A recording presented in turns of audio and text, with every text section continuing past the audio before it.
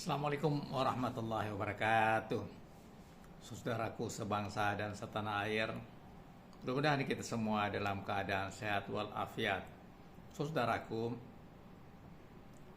berita yang terus kita baca hampir setiap hari adalah terjadinya keracunan anak-anak kita yang makan bergizi gratis itu. Tentu ini memprihatinkan kita semua, karena berita itu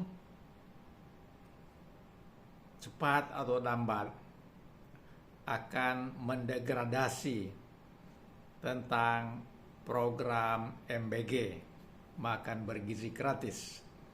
Dan sudah banyak yang mengusulkan supaya program MBG ini dibatalkan. Dan juga selain banyak yang keracunan, juga serapan anggaran itu tidak memadai, padahal anggaran yang disiapkan itu begitu besar. Pertanyaannya, mengapa ini terjadi? Dugaan saya yang pertama, manajemen yang dijalankan oleh Badan Gizi Nasional itu bisa jadi terlalu gemuk ya. Kalau saya lihat di sana para purnawirawan TNI itu ya jenderal lah ada di situ di dalam kepengurusan ya. Selain juga ada ilmuwan gitu ya. Dan macam-macam gitu ini ya. Nah, bisa jadi ini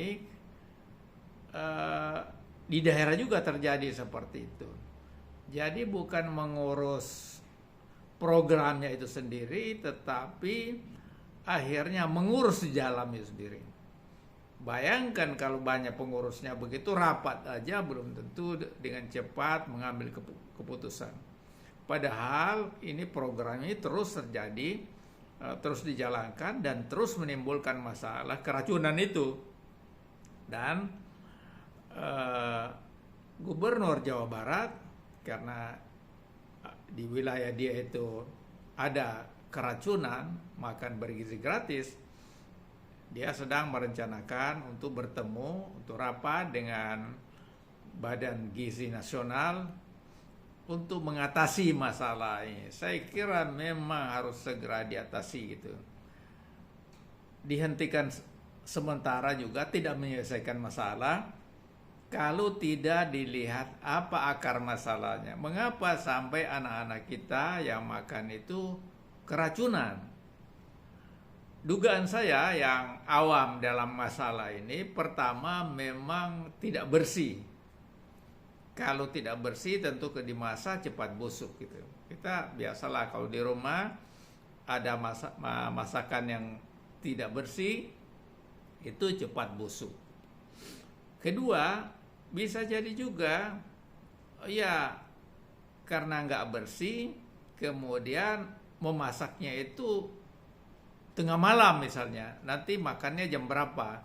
Tapi sebenarnya ini juga kalau pengalaman kita di rumah, makan misalnya dimasak tengah malam, nanti subuh kita makan, itu nggak jadi masalah juga, tidak masalah. Yang penting itu bersih kalau menurut saya. Bersih, kemudian hal-hal yang mengundang adanya ya keracunan itu udah harus dihindari. Dan itu sebenarnya dokter paham yang seperti itu, atau ahli gizi juga paham tentang itu. Tapi masalahnya kan pengawasan dalam pelaksanaan. Nah, saya dengar beritanya bapak-bapak kita dari TNI itu dikerahkan untuk masalah itu. Nah, mereka kan sebenarnya bukan bidangnya. Bidangnya mereka adalah berperang. Tapi kemudian dipercayakan mengatasi masalah yang sifatnya bukan bidang mereka dan bisa menimbulkan persepsi yang tidak baik. Pertama, kalau terjadi keracunan itu mereka bisa kena getahnya. Itulah karena Anda melakukan sesuatu di mana itu bukan bidang Anda, maka akhirnya terjadilah seperti itu. Dan ini tidak baik, saudara. Karena menurut saya program makan bergizi gratis ini diperlukan oleh masyarakat kita. Dan dalam berbagai kesempatan saya sudah katakan, saya mendukung penuh program ini. Kenapa? Karena sekali lagi pengalaman saya di masa kecil tidak pernah makan pagi itu, apalagi yang bergizi.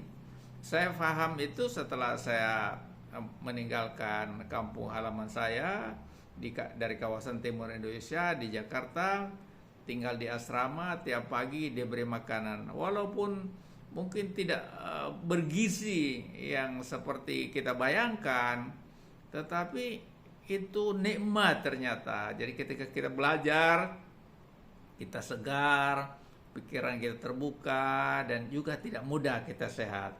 Jadi itulah saudara-saudara, masalah ini harus segera diatasi. Cara mengatasinya tidak ada pilihan, adalah mereka yang punya keahlian diberi kepercayaan untuk menangani masalah itu.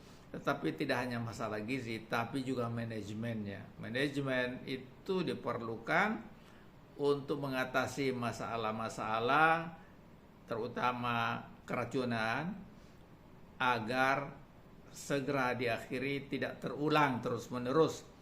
Kalau terulang terus-menerus, bisa jadi protes terjadi di mana-mana, dan program makan bergizi gratis yang makan biaya begitu besar ini akan mengalami kegagalan.